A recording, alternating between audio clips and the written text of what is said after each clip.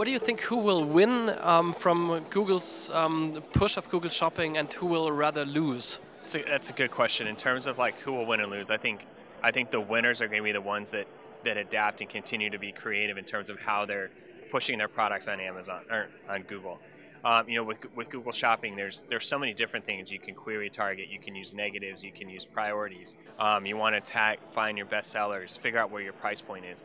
The people that continue to be creative with that and find ways to utilize that, those will be the winners. And the losers are the ones that aren't going to be creative and maybe continue to have one of those campaigns that just says all products for all 200,000 products, and then they just kind of set it and forget it. It's not a tool to set it and forget it, and we need to get people out of that mindset. I will say though, one thing that I fear is that Amazon could be the big winner on Google Shopping.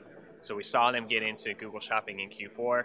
They're still kind of like testing the waters, it looks like, but if they decide to go full board, I think that's a big fear for retailers of having Amazon in their budget going after Google Shopping ads. I mean, that's a quite exciting point you're raising. I've thought a lot about this, and I'd be curious in your opinion. Would it make sense for Amazon to play on Google Shopping? And what do you think is Amazon's rationale of eventually doing this or pulling back? So I think Amazon's rationale is one of test the waters, because as we see in the growth, we're seeing 74% of non-brand ads are coming from, or clicks are coming from PLAs and shopping. That it gives Amazon a chance to like test these waters and see if it works for them. The other part too is it could be just a kind of a testing ground to understand their own product as well. So they're really pushing their sponsor products and their Amazon Marketing Services program. And I think this is giving them a chance to research, okay, what is Google doing? What reports does Google have? Because on the Amazon side, it is something that they still need to improve on, is what reports and what data they can provide. So I think this is a good testing ground for them to understand how it works. So your prediction, in 1 year, will Amazon be fully active on Google Shopping, or will they shut it down after the first test? In 1 year, I don't believe that Amazon will be fully into it. I think they're gonna pick their categories and come in. But I do think they'll continue it. I think it's a great testing environment for them, and so I don't see any reason why they would pull back. But I think too, personally, I'm hoping that they don't go 100% in, because that's just going to make it all more challenging for us. I mean, it's very interesting. I just recently read something about strategies competing on these big aggregation platforms. And one strategy is, if you have enough market power, then you just try to not join the platform, because you would decrease the value of the platform. So if you are Marriott, you not necessarily have to play on Booking.com, because if Booking.com is not able to feature you, the value of the platform will go down.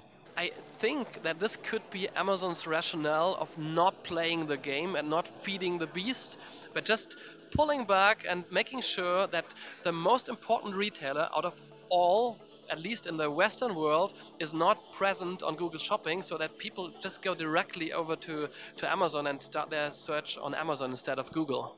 What do you think? So I think that originally Amazon decided to not join the platform when it went paid, because they looked at Google as a competitor, and I think that they still do that, but they're trying to find, how do I get more people to Amazon? That's why they dropped Amazon sponsored products a few years ago, or excuse me, Amazon product ads. The ones which linked out. That linked out. And so that's the one thing. I don't know if they want to put all that money and really support Google. And I think they're really excited though. If there's a study out that says that 55% of shoppers will go to Amazon first to look for product information, and that's over Google and other channels. So I think Amazon's starting to build without needing to go to shopping. I think it's really just the testing to see if it works, but I don't know that I think you're right. If they go 100%, they're really feeding the beast, and I don't think they necessarily want to help Google that much. Exciting times. Let's see what happens. My last question would be, what do you think is the most exciting innovation in Google Shopping in the next 12 months? The biggest innovation, I think, in Google Shopping realm itself are the innovations we're going to see in terms of local inventory ads and how to track that. I think that Google is continuing to find ways that we can track offline purchases better. They have store visits, they've gotten better, they have beacons.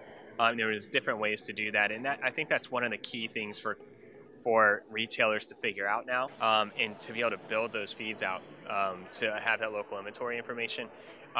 The near me searches, the searches that are so local intent driven, are growing so fast that you want to be there and you want to show your inventory to those people and you want to drive that traffic.